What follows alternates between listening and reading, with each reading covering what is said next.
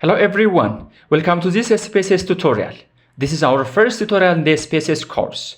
SPSS, or Statistical Package for Social Science, is a powerful statistical software used for different statistical data analysis, manipulation, data management, and visualization. Today we'll see the foundational aspects of SPSS software, which is essential for handling and analyzing data effectively. In this session, we'll explore the key concepts of SPSS software, including the difference between variable view and data view, how to set up variables correctly, perform data entry, and import datasets from various formats. By the end of this tutorial, I hope you'll have the basic concepts of SPSS software. Whether you are a student, researcher, or professional, mastering these introductory elements will significantly enhance your analytical skills. Let's begin. In this lecture, we'll first explore the difference between variable view and data view. Variable view provides a comprehensive overview of data for each variable. It includes attributes such as variable name, type, weights, decimals, labels, values, missing values, columns, align, measure, and role. In contrast, data view is where you input and view your dataset in a spreadsheet format. It displays individual cases and their corresponding values for each variable. You can enter data after collecting it, and you should set up the variable view once your questionnaire gets approval from your supervisor. Generally, variable view defines how your data will be analyzed and interpreted. The first field in the variable view is name. Name is a unique identifier for each variable. Variable name should be unique and descriptive, effectively conveying the information it represents. It must start with a letter. It cannot contain space or special characters. For example, we can use gender to represent the gender of respondent, and also we can use age to represent the age of the participant. The second field in the variable view is type. Type indicates the nature of the data. It determines how the data can be manipulated and analyzed. The type of the data can be numeric, string, or date, or other formats. Numeric type can be used for continuous data, example for age and income. String type can be used for text data, example names. Date type can be used for data-related variables. For gender variable, you can select string or numeric based on how you want to represent gender. That means for gender variable, you can use string if you use text descriptions like male and female. Also, you can use numeric for gender if you prefer coding gender with numbers, example 1 for male and 2 for female. For age, you can select numeric since it is a numerical value. For this illustration, let us use numeric for both gender and age. The third field in the variable view is weights. Weight specifies the maximum number of characters or digits that can be stored in a variable. For gender and age, the default figure is usually sufficient, but you can adjust this based on the nature of your dataset. The fourth field in the variable view is decimals. It indicates the number of decimal places for numeric variables. The decimals field for string variables is by default set to 0 and cannot be changed. This is because string variables are not numerical and they do not require decimal places. The fifth field in the variable view is label. Label is a more detailed description of variables. For example, we can write respondent gender to represent or to label gender. And also we can use age of participant to label age of respondents in a given study. The sixth field in the variable view is values.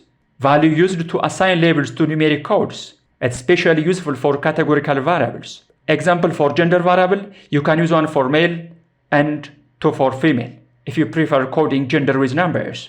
But you don't need to code continuous variables. Example for age, you don't need to give codes since age is continuous variable. The seventh field in the variable view is missing. Missing allows you to define how to handle any absent data points. In missing field, you can specify discrete missing values or a range. In the missing values field, you have several options. For example, no missing values, discrete missing values, and range of missing values. You can specify this field as per your interest. The eighth field in the variable view is column. Column defines how the variable appears in the data view. For gender and age, the default item is usually sufficient. The ninth field in the variable view is align. Align shows how the text or numbers align in the column. It can be left, center, or right. The default item for string variables is left, and the default item for numeric variables is right. And also you can adjust as per your preference. The 10th field in the variable view is measure. Measure indicates the measurement level of variables. Nominal can be used for categorical data without a meaningful order. For example, for gender. Ordinal can be used for categorical data with a clear order. Example, survey ratings. Strongly agree, agree, neutral, disagree, and strongly disagree. A scale can be used for continuous data that can be measured quantitatively. Example, test scores. For example, the measurement for gender is nominal and the measurement for age is scale. The last field in the variable view is role. Role allows you to define the function or purpose of a variable within your analysis. The function of the variable can be input, target, both, or other functions, depending on the nature of the variable. Now let us see how to enter data into SPSS. There are several ways of entering data into SPSS. In this lecture, I will show you the 3 basic methods of entering data into SPSS. The first method is direct data entry into data view. You can manually enter your data directly into the data view. This method is useful for a small dataset. Simply click on the cell and start typing. For example, just we can write 1, 1, 2, 1 for gender, and also we can use 34, 50, 24 for gender as per the nature of your data. The second method is copy the data from Excel, Word, or from other source and paste into the SPSS. First, let me show you how to copy data from Excel and paste into SPSS. First, open the Excel file and then select the file that you want to copy, and then copy the file, and then open the SPSS, then launch the data view in the SPSS, and then paste the file. And then let me show you how to copy data from Word document and paste into SPSS. First, open the Word file, then select the file that you want to copy, then open the SPSS file, and then launch the data view in the SPSS, and finally paste the file. But first, don't forget arranging the data in tabular format. The third method is importing data from Excel or CSV format. Go to the File menu in the top toolbar, and then click Open, then select the data, and choose the file type. In the dialog box that appears, you'll need to change the file type to either Excel or CSV, depending on the format of your dataset. And then locate your file. That means navigate to the location of your Excel or CSV file, and then select the file, and finally import and open it.